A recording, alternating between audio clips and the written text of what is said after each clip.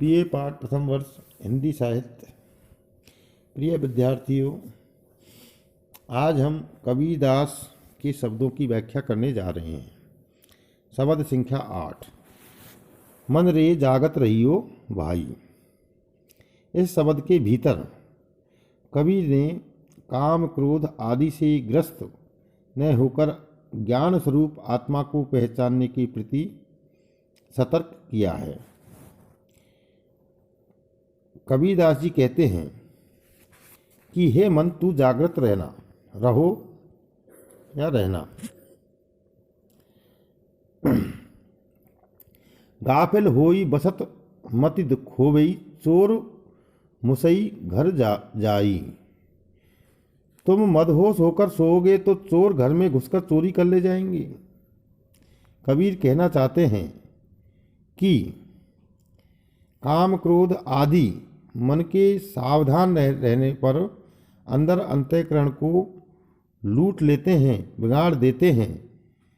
तो इसी प्रकार 60 चक्र की कनक कोठरी बस्त भाव है सोई। 6 चक्रों वाली यह तुम्हारी सोने की जो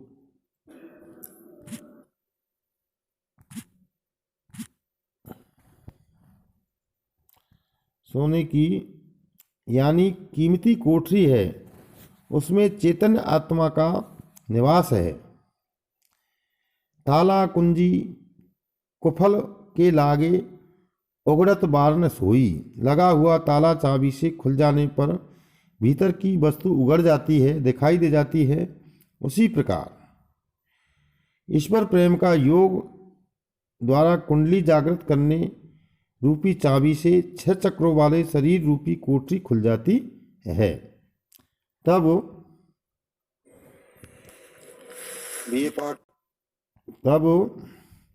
पंच पहरुआ सोई गए हैं, बसते जागण अगी। 5 ज्ञानेंद्रियां रूपी पहरेदार जो है सो जाते हैं, अर्थात वे अपने अपने विषयों में व्रत हो जाती हैं और आत्मा प्रबुद्ध या जागृत हो जाती है। तो कवि कहते हैं कि जरा मरण व्यापई कुछ नाही, गगन मंडल लो लागी। उस स्थिति में मनुष्य को बुढ़ापे और मृत्यु का भय नहीं रहता। आत्मा में ही ब्रह्म का साक्षात्कार हो जाता है। कबीर कहते हैं कि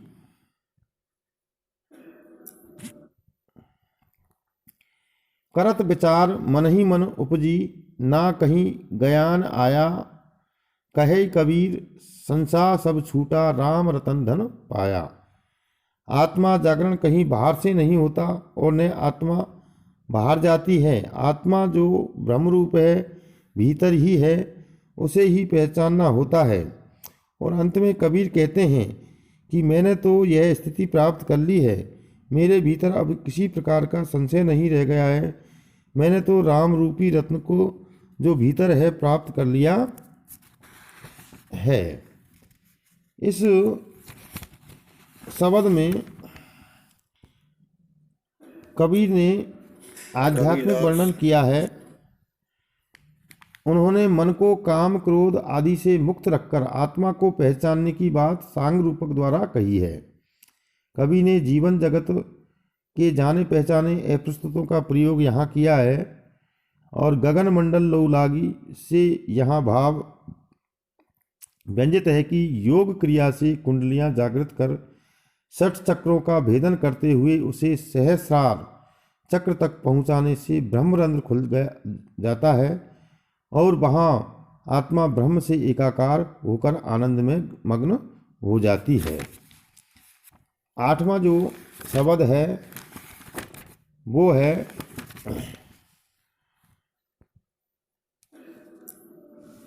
लोकामति के भोरारे। कबीर कहते हैं यहाँ कि लोक भाग जो हैं काशी में प्राण त्यागने से मुक्ति मिलने की बात कहते हैं। कबीर ने यहाँ उसका खंडन किया है। वे राम भक्ति और साधु संगति को महत्वपूर्ण मानते हैं। यही बात इस पद के भीतर कही गई है। लोकामति के भोरारे। कबीरदास जी कहते हैं कि संसार के व्यक्तियों, तुम बुद्धि से भोले हो, बुद्धि से काम नहीं लेते हो। जो काशी तन तजई कबीरा, तऊ राम ही कहाँ निहोरा रे। यदि तुम यह मानते हो कि कबीर काशी में शरीर त्यागने से मुक्ति प्राप्त कर लेगा, तो फिर राम से मुक्ति के लिए अनुरोध करने की आवश्यकता क्या रह जाएगी। अब हम ऐसे इहे जन्म का लाहा। पहले तो हम अंधविश्वास करते थे, किंतु अब तो वैसा नहीं करते। अब तो स्वयं भी विचार करने में समर्थ हैं। मनुष्य जन्म का यही लाभ है कि व्यक्ति समझ से काम ले सकता है और अपने उद्धार का उपाय कर सकता है। जू जल में जल पैसी न निकसई, यूं ढूरी मिला जुलाहा। जिस प्रकार जल एक बार जल में मिल जाने पर उससे अलग नहीं होता, उसी प्रकार मुझ जुलाहे कबीर का जीव भक्ति द्वारा ब्रह्म में मिल गया है। अब वह ब्रह्म से पृथक नहीं हो सकता। राम भगति परि जाको हित चित, ताको अचिरज काहा। जिस व्यक्ति का राम की भक्ति पर विश्वास है, उसका चित्त भक्ति में लीन है, उसकी ब्रह्म या राम में स्थिति हो जाना आश्चर्य की बात नहीं है। गुरु की कृपा और साधु संगति से यह जुलाहा जो कबीर है, जगत को पराजित कर रहा है, अंधविश्वास से मुक्त है। राम भगति परि जाको हित चित, ताको अचरज काहा। गुरु प्रसाद साध की संगत, जग जीते जाए जुलाहा। और कबीर का यहाँ कहने का अर्थ ये है कि काशी मगर आदि कहीं भी मरने से अंतर नहीं आता है। यदि भगवान की भक्ति प्राप्त है तो वह कबीर आगे उसे मुक्ति मिल सकती है। मुक्ति के लिए भक्ति प्रमुख तत्व है। और नौवां जो शब्द है वह है, देखिए, संतो देखत जग बौराया। साच कहो तो मारन धावई, झूठे जग पति आया। नेमी देखा धरती देखा, प्रात करई स्नाना। आत्म मारी पखानहि पूजई, उनमें कछु नहीं ज्ञाना। बहुतक देखा पीर औलिया, पढ़ई कितेब कुराना। कई मुरीद तदबीर बतावई, उनमें दही जो ज्ञाना। और आसन मारी डिंभ धरि बैठे, मन में बहुत गुमाना। पीपर पत्थर पूजन लागे, तीरथ गर्भ भुलाना। टोपी पहिरेई माला पहिरेई, छापा तिलक अनुमाना। साखी शब्द ही गावत भूले, आत्म खबरी ने जाना। इसमें कबीरदास जी कहते हैं कि हे संतों, यह संसार देखने पर मुझे तो बोराया कबीरदास हुआ, पागल सा प्रतीत होता है। मैं यदि सच्ची बात कहूँ तो लोग मारने दौड़ने और उन्हें मेरी बात बुरी लगती है, और झूठी बात कहूँ तो उस पर विश्वास कर लेते हैं। मैंने नियमों का पालन करने वाले देखे हैं, धर्मात्मा कहे जाने वाले भी देखे हैं। वे प्रातः काल स्नान करते हैं, वे अपनी आत्मा के विरुद्ध आचरण करते हुए पत्थर की पूजा करते हैं। मुझे ऐसे व्यक्तियों में ज्ञान का पूर्णतया अभाव जान पड़ता है। मैंने बहुत से पीर यानी धर्म गुरुओं, औलियों यानी पहुँचे हुए फकीरों को देखा है, जो किताबें कुरान आदि पढ़ते हैं।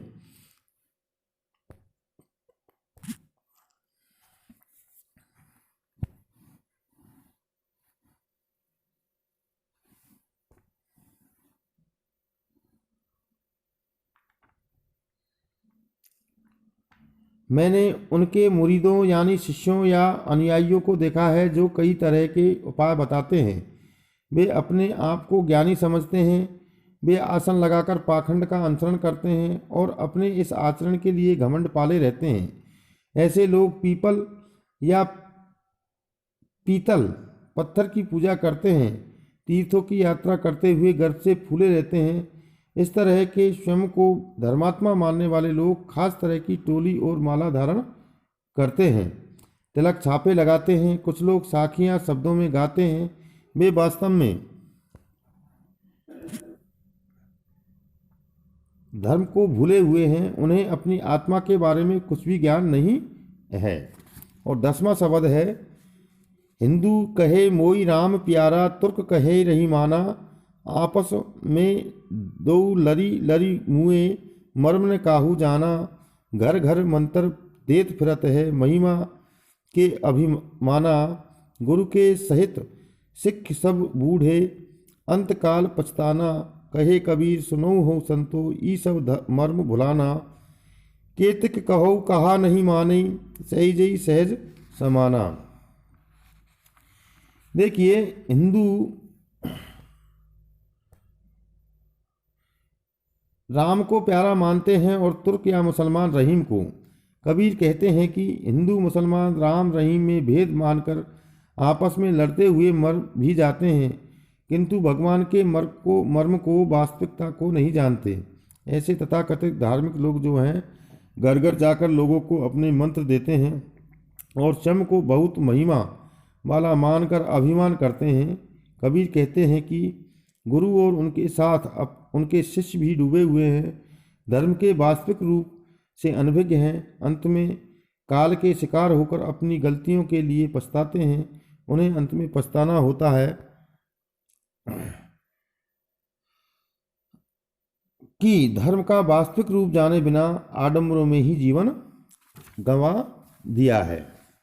और 11वां और अंतिम जो शब्द यहाँ दिया हुआ है वो है, हम तो एक एक करी जाना, दोई कहें तिनकी को दो जग, जिन नाहिन पहचाना, एक ही पवन एक ही पानी, एक ज्योति संसारा, एक ही खाक घड़ सब भाड़े, एक ही सृजनहारा, जैसे बाढ़ी काष्ठ ही कट रही, अग्नि ने काटे कोई, सब घटी अंतरी तू ही,